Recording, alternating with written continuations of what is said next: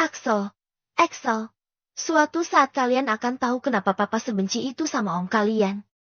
Khalid berkendara dengan cepat menuju kantornya. Sementara Kava tampak masuk ke dalam sebuah kamar besar. Tak banyak yang berubah di sana. Ada sebuah gambar lukisan besar berisi gambar dirinya, Khalid, ibu, dan ayahnya. Kava tersenyum. 2,5 tahun aku pergi, abang masih nggak memaafkanku. Entah sampai kapan, tapi kalau tak kembali, aku tak yakin bisa menanggung beban rindu lebih lama lagi. Papa, bantu aku untuk berbaikan dengan Mas Khalid. Gumam Kava sambil mengeringkan rambutnya dengan sebuah handuk putih tebal. Kava duduk di meja makan saat meja makan sudah mulai sepi. Eli sudah pergi ke butik, sementara Khalid sudah pergi ke kantor bersama Axel dan Axel. Menyisakan Victoria, Bu Asri, dan Humaira yang masih tampak bolak-balik membereskan meja makan. Tadi Humaira sudah masakin buat kamu. Coba kamu cicip. Ucap Victoria yang duduk di sebelah Kava, membantunya mengambil piring. Mama duduk aja, Kava bisa kok ambil sendiri. Jangan khawatir. Ya, aku bukan anak kecil lagi. Victoria tersenyum. Duduk dengan tenang di atas kursi makan. Sebuah kursi dengan corak motif batik keemasan. Kava mulai menyendok sebuah makanan pembuka. Meresapi sebuah puding yang lembut. Selembut kasih sayang ibu. Kava lalu mengangguk-anggukkan kepalanya. Matanya berbinar. Teringat bagaimana kehangatan keakraban cinta kasih seorang ibu kepada kedua orang anak laki-lakinya. Kava menghela napas. Matanya berkaca-kaca teringat penolakan Khalid. Tetapi ia tak ingin membuat ibunya bersedih. Mama jangan pikirin. Kava tahu kok. Abang memang tabiatnya seperti itu. Kava lalu melanjutkan ke makanan yang selanjutnya. Sebuah makanan berbentuk persegi 3 dengan suiran ayam. Potongan jagung. Potongan wortel. Dan berbagai macam bumbu-bumbu lainnya. Kava mengangguk-angguk. Mengambil sebuah cabai. Lalu tampak kepedasan. Humaira dan Bu Asri tertawa, menyodorkan segelas air hangat. Kok, kamu tahu kalau aku nggak minum air es? Nyonya Victoria yang kasih tahu semuanya. Pak, ucap Humaira sampai menundukkan kepalanya. Kava memandangi sebuah nasi yang dicetak dalam bentuk hati, lalu tertawa melihat hiasan yang ada di atasnya. Aku nggak suka cabai, tapi kenapa dikasih garnish cabai seperti ini? Enggak apa-apa, Pak. Biar menarik. Biar semangat makannya. Kadang-kadang tampilan yang estetik dan cantik itu sangat perlu. Ungkap Humaira mengungkapkan alasannya. Bu Asri tersenyum. Lalu Kava mulai menikmati makanannya. Tampak lama dan berpikir dengan keras. Sesekali wajahnya mengangguk-angguk diiringi dengan pergerakan rahangnya yang sedang mengunyah. Victoria terus-terusan saja memandangi putra bungsunya. Rindu itu belum tuntas. Tetapi melihat Kava yang makan dengan begitu misterius bukan hanya Humaira dan Bu Asri saja. Victoria pun ikut merasa penasaran. Lalu, sebuah jus penutup. Kava menyesapnya perlahan. Mengangguk-angguk. Matanya berbinar. Mencoba lagi dan lagi hingga habis setengah bagian. Humaira, Bu Asri, dan Victoria menunggu. Atun, Hasanah, dan Sri yang sudah beres di dapur pun ikut mengintip. Kira-kira tuan muda suka nggak ya? Sama masakan buatan Mbak Humaira. Memang sih, resepnya dikasih Nyonya Victoria. Tapi kan, Tuan Kava agak rewel makannya. Ucap Atun pada yang lain. Kava lalu tersenyum. Menyeka ujung bibirnya dengan sebuah tisu berwarna pucat, lalu mengganggu. Ma, inget gak dulu Kava pernah bilang apa? Bilang apa? Nah, bilang kalau ada seseorang yang bisa masak persis dengan masakan Mama. Oh iya. Iya. Mama ingat banget. Kalau nggak salah begini kata kamu dulu. Nanti suatu saat kalau ada seorang wanita yang berhasil bikin masakan yang rasanya hampir serupa sama masakan Mama, kamu akan nikahi wanita itu. Bener enggak? Iya, Ma. Bener banget. Tapi... Ucap Kava memandangi Humaira dari ujung rambut hingga ujung sandal bulu rabat yang digunakannya. Kava geleng-geleng kepala. Tapi, Kava nggak mau. Aku nggak mau sama wanita yang suka keluyuran tengah malam. Terus nangis-nangis nggak jelas mau nyebrang jalan, tapi malah mau ditabrak mobil kayak orang linglung. Humaira tampak merasa malu ketika Atun, Hasanah, Bu Asri, Sri, bahkan Victoria menertawakannya. Humaira. Jeti kamu semalaman keluar dari butik Jeti orang linglung di jalanan? Tanya Victoria, terkejut. Humaira mengangguk malu. Wajahnya bersemu merah muda. Tak menyangka kalau pria bermata elang yang dipanggilnya bapak akan berada satu rumah dengannya. Jangan ceritain, Pak. Saya malu. Dasar wanita bodoh. Untung ketemu aku yang baik hati. Kalau enggak, habis sudah dikiloin. Ucap Kava sambil meninggalkan meja makan begitu saja. Padahal Humaira sudah memasak semuanya dengan susah payah. Maira, ada-ada aja. Kamu kenapa linglung di jalanan? Untung ketemu Kava. Ucap Victoria berusaha bangkit dari tempat duduknya menuju ruang tamu dibantu oleh Suster Suci dan Humaira. Kalau jodoh memang gak kemana, Bu. Celetuk Atun membuat semua yang ada di sana tersenyum. Memperebutkan Humaira. Setelah menikmati sarapan paginya, Kava berpamitan kepada Victoria dan mengucapkan terima kasih atas sarapan pagi yang dibuat sedemikian rupa. Maaf kalau Mama enggak membuatnya dengan tangan Mama langsung. Tadi tiba-tiba aja tangan Mama tremor Jeti. Victoria tak menyelesaikan kalimatnya. Sudah Kava bilang, Ma, Kava enggak maksa. Tapi terima kasih atas usaha Mama. Jeti kamu mau berkegiatan hari ini? Enggak mau melepas tangan dulu sama Mama dan yang lain. Kava kan udah memutuskan buat tinggal di Indonesia, Ma. Jeti kemungkinan setiap hari kita akan ketemu. Kemungkinan? Maksud kamu apakah kamu nggak mau tinggal di rumah ini?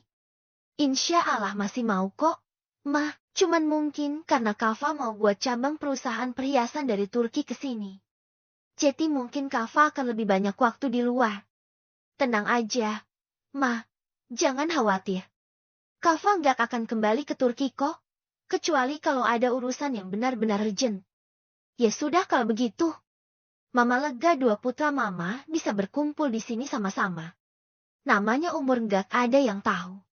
Siapa tahu Allah. Kava menggeleng, menempelkan jari telunjuk di atas bibir ibunya. Jangan pernah berkata yang nggak baik. Ma, kata-kata itu adalah doa. Jadi Mama berkata saja yang baik-baik. Pengharapan, doa-doa, atau apapun itu. Oke, baiklah, Kav. Maafin Mama. Ya, jangan lupa jangan terlalu malam biar kita bisa makan malam sama-sama di rumah. Boleh deh, Mama kabarin aja menu-menu buat makan malam nanti. Mama tahu kan Kava makannya cerewet. Nanti kalau Mama masak menunya nggak selera sama seleranya Kava nggak mau makan, kan mubazir jadinya. Victoria tersenyum saat Kava mencium punggung tangannya dan berpamitan. Setelahnya rumah itu tampak lengang. Bu Asri dan Humaira memeriksa lagi catatan yang diberikan oleh Victoria. Kira-kira Tuan Muda mau makan malam apa? Nyonya, malam ini? Saya juga belum tahu. Kava belum balas chat saya. Mungkin belum tiba di kantor. Ucap Victoria sambil mengingat-ingat. Dulu Kava itu senang banget sesuatu yang lembut-lembut, yang tidak terlalu bobot rasanya. Dia nggak suka yang terlalu banyak rempah.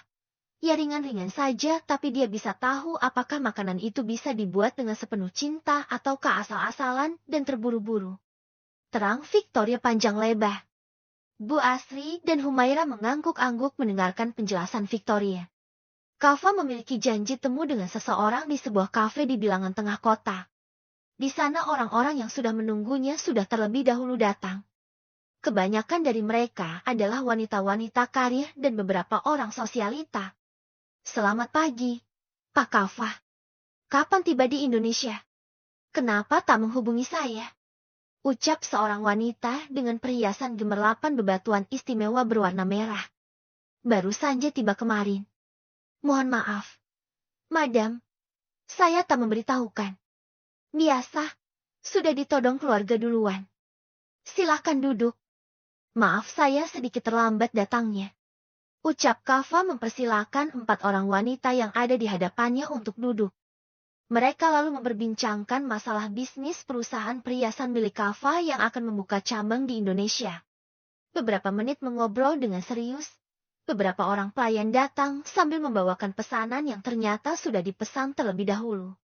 Kava mengucapkan terima kasih dan mengatakan kalau ia sudah kenyang pagi ini. Saya memakan masakan ibu saya yang sudah lama tidak saya makan. Jadi mohon maaf, Madam dan semuanya. Saya menolak jamuan sarapan pagi ini. Silakan dinikmati, jangan sungkan. Saya akan membaca berkas-berkasnya sambil madam-madam sekalian menikmati makan pagi yang mungkin belum sempat di rumah tadi karena buru-buru menemui saya. Ya, keempat orang itu merasa tak enak hati. Kava yang terlihat berkarisma ternyata lebih menyukai masakan rumahan ketimbang makan di sebuah kafe mahal. Ia membolak-balik beberapa map-map tebal berisikan perjanjian sewa beli dan perjanjian yang lain. Saat Kava membaca dengan cermat, entah kenapa ujung matanya menangkap sebuah pergerakan dari seorang wanita yang cukup dikenalnya. Kava membalik badan, memasang kacamatanya. Terlihat wanita itu tertawa-tawa dengan sangat menjijikan. Salah seorang tamu Kava, wanita yang dipanggilnya Madam, tampak sedang memeriksa riasan bibirnya karena makanan yang ia pesan mengandung banyak minyak. Madam, saya minta maaf, boleh nggak saya pinjam kaca lipatnya? Oh, silahkan Pak Kava. Dengan senang hati, Kava lalu membuka kaca lipat itu dan memperhatikan pantulannya. Terlihat orang wanita mengenakan pakaian ketat yang menunjukkan belahan dadanya. Kava geleng-geleng kepala, tak percaya. Madam, saya akan memberikan potongan harga jika Madam mau membantu saya. Wah, Pak Kava serius? Perhiasan Zain dari Turki itu terkenal nggak pernah sama sekali loh memberikan potongan harga. Tentu saja, Anda berbicara langsung dengan pemiliknya. Jadi tidak masalah. Wah, saya benar-benar tersanjung. Kira-kira apa yang bisa saya bantu? Tanya wanita itu. Kava lalu membisikkan sesuatu memberi kode dengan telunjuknya. Madam menoleh ke arah yang berlawanan dan mengganggu pelan. Madam berdiri, di telapak tangannya ada sesuatu seperti sebuah benda yang bisa melakukan apa saja termasuk mendengarkan percakapan, menangkap reaksi wajah, dan gestur-gestur tubuh yang bisa terkoneksi langsung dengan telepon genggam si pemiliknya. Madam lalu tiba-tiba sok kenal dan sok akrab dengan wanita yang mengenakan pakaian ketat dan sepatu stiletto pump berwarna hitam setinggi 8 cm itu. Madam pura-pura terjatuh menabrak padahal ia ingin menempelkan sesuatu di belakang punggung si wanita. Aduh, maaf. Saya pikir Anda teman saya. Oh, enggak apa-apa, Mbak. Lain kali hati-hati jalannya. Ucap wanita itu sambil menyibakkan rambutnya. Madam mengerling pada seorang pria yang sedang diajak si wanita berpakaian hitam itu berbicara. Kayaknya pria itu cukup parlen, tapi sayang seleranya payah. Masa emak-emak begitu ditaksir? Kayak enggak ada wanita yang lain. Ucap Madam langsung melengos. Aroma wewangian tubuhnya masih tertinggal membuat si pria parlen mengekorkan pandangannya kemana Madam pergi. Saat Madam sudah duduk dan memberi kode kepada Kava, pria parlen itu masih mencuri-curi pandang padahal ia sedang mengobrol dengan wanita yang mengenakan pakaian ketat berwarna hitam itu. Ilaise, kamu ini gimana? Sih, katanya kamu mau menyatukan aku sama Humaira, tapi ini sudah mau beberapa bulan. Sudah berapa banyak uang yang aku gelontorkan untuk kamu? Ilaise. Aduh, Pak Emmanuel, please deh. Sabar kenapa? Humaira itu nggak bisa ditaklukkan. Harusnya Pak Emmanuel merasa tertantang karena wanita yang nggak gampangan dan nggak murahan. Kamu ingat kejadian waktu dia mau masak di apartemen? Kenapa tiba-tiba aja suami kamu itu bisa datang? Padahal sedikit lagi loh. Rasanya benar-benar gemas. Ucap Pak Emmanuel begitu beratnya. Eliza menyesap minumannya, lalu tampak memikirkan sesuatu. Apa Bapak juga yang memerintahkan seseorang untuk mengacaukan proyek saya di butik beberapa hari lalu? Ya, tentu saja. Memangnya siapa lagi? Aku pikir kau akan mendepak Humaira dari butik dan aku dengan senang hati bisa menampungnya. Entah itu dia akan bekerja di salah satu perusahaanku ataupun bahkan langsung menjadi istriku. Tapi lagi-lagi kau mengacaukan semuanya, Eliza. Eliza menggeleng-geleng, berdecak dengan kesal. Bapak tahu tidak? Gara-gara Bapak, butik saya hampir mengalami kerugian miliaran. Rafika Production mendapuk Humaira dan butik brand Eliza untuk beberapa film mereka dan proyek-proyek mereka yang lainnya. Bapak enggak bisa mengacaukan begitu saja. Ucap Eliza tak terima. Hei, Eliza. Miliaran uang aku sanggup memberikan untukmu asal Humaira bisa jatuh ke tanganku. Lau jangan pernah bermain-main dan berusaha untuk mengingkari janjimu. Aku adalah orang yang sangat-sangat kasar jika ada seseorang yang tak serius dengan komitmennya. Pegang janjimu baik-baik, Eliza, atau kau akan hancur sehancur-hancurnya. Sebenarnya bukan hanya kau yang akan hancur. Perusahaan suamimu bahkan perusahaan-perusahaan milik mertuamu pun juga akan hancur. Aku beri waktu 1 bulan. Berikan Humaira kepadaku atau kalian akan jatuh miskin semiskin-miskinnya. Ucap Pak Emmanuel meninggalkan Eliza begitu saja. Wanita yang tampak berubah-ubah penampilannya itu merasa kesal, lalu meremas sebuah tisu dan melemparkannya ke sembarang arah.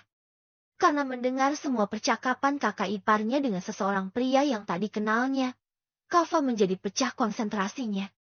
Berulang kali Madam berusaha untuk mengingatkannya, tetapi Kava berjanji akan mereschedule ulang jadwal pertemuan mereka. Tiba-tiba saja aku sakit kepala. Madam. Tapi tenang saja. Diskon-diskon dan semuanya akan tetap aku berikan asal Madam berjanji akan membawa potongan kue Madam untuk saya. Ucap Kava sambil mengerling. Ia berpamitan, lalu tampak sibuk dengan ponsel genggamnya. Sementara ketiga teman Madam yang datang merasa sedikit kecewa, karena Kava sama sekali tak tertarik kepada salah satu di antara mereka. Aduh gila banget sih, Jeng. Dingin banget sih kolega kamu itu. Kayak nggak tertarik gitu. Ucap salah seorang wanita yang mengenakan blazer berwarna merah. Sepertinya ia sudah pol-polan berdandan semenjak pagi buta. Ya mau gimana lagi, Jeng. Rama aja pria-pria karismatik seperti itu. Ya memang sulit untuk terjamah. Kalau pria-pria yang pengen uang kita aja sih, banyak. Tapi kan yang seperti ini mapan, tajir, berkarisma, punya segalanya. Terus bikin kita klepek-klepek dan lumer mah jarang-jarang. Ya, tenang aja. Kava berjanji akan meres schedule pertemuan kita. Nanti saya kabari ya. Jeng-jeng semuanya. Jangan lama-lama. Nanti saya gak mau deh. Boro-borong perhiasan kalau Madam gak janji mau buat dia kenal sama kita. Tenang. Jeng. Tenang. Nggak ada yang bisa menolak pesona Madam. Jangan khawatir. Selama kita mau beli dan berbelanja perhiasan-perhiasannya, selama itu juga kita akan selalu berhubungan dengan Kava Zain Perkasa. Kira-kira itunya Perkasa enggak? Ya. Tanya seorang wanita lainnya. Wanita yang berusia sekitar 40 tahun belum menikah sama sekali. Tampak pilih-pilih dalam memilih pasangan. Sepertinya wanita itu tergoda dan sangat ingin berkenalan dengan Kava. Semakin sulit ditaklukkan, semakin kami merasa tertantang. Ucap Madam sambil menyesap minuman berwarna merun dengan bau yang menyengat. Kava memeriksa sesuatu di ponselnya setelah meninggalkan 4 orang Madam di kafe mahal itu di dalam mobilnya. Ia merasa gelisah. Berulang kali mendengarkan penjelasan percakapan antara Eliza dan seorang pria. Benar-benar aku tak menyangka kalau Kak Eliza memiliki hati yang sangat busuk. Tapi, aku sudah curiga sejak belasan tahun lalu menikah dengan Bang Khalid. Kak Eliza sama sekali bukan seperti seorang ibu dan istri yang baik. Aku pikir dia sudah berubah. Tapi ternyata, Kava tak berkonsentrasi. Ia berusaha menenangkan diri di dalam mobil. Sebelum kembali ke Indonesia, Kava sudah tahu dari Dr. Ferry kalau ibunya sedang menderita penyakit jantung yang kemungkinan akan kumat sewaktu-waktu. Kava tak ingin memberitahukan hal itu kepada ibunya. Sebuah kenyataan dan kebenaran yang tertangkap jelas di matanya. Bukan, Kava sudah memiliki bukti. Tapi, kalau aku beritahu Bang Hari, Khalid, aku tahu betul Bang Khalid enggak akan percaya sama aku. Dia malah akan berbalik menuduhku, mengatakan bahwa semua ini adalah akalan-akalanku saja untuk menghancurkan pernikahannya. Lalu, aku harus bagaimana?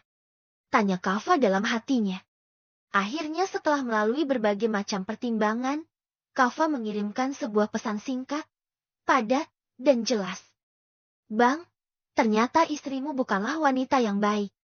Khalid yang memang sedang memeriksa pesan-pesan dari klien kolega dan beberapa orang penting lainnya sudah membaca pesan yang dikirimkan oleh Kava. Kava menunggu hingga 10 menit, tetapi Khalid sama sekali tak membalas pesan. Tuh kan, bener aku bilang. Kenapa sih? Bang Khalid kayak anak kecil. Padahal peristiwa itu sudah berlalu 2,5 tahun lalu. Tapi Bang Khalid masih belum bisa memaafkanku. Gumam Kava dalam hatinya. Ia lalu mengirimkan potongan video dengan suara yang jernih percakapan antara Eliza dan seorang pria yang tak dikenal. Kava menunggu reaksi Khalid. Khalid terkejut ketika matanya menonton video berdurasi hampir 5 menit. Ia geleng-geleng kepala, buru-buru mengetik pesan. Bersambung.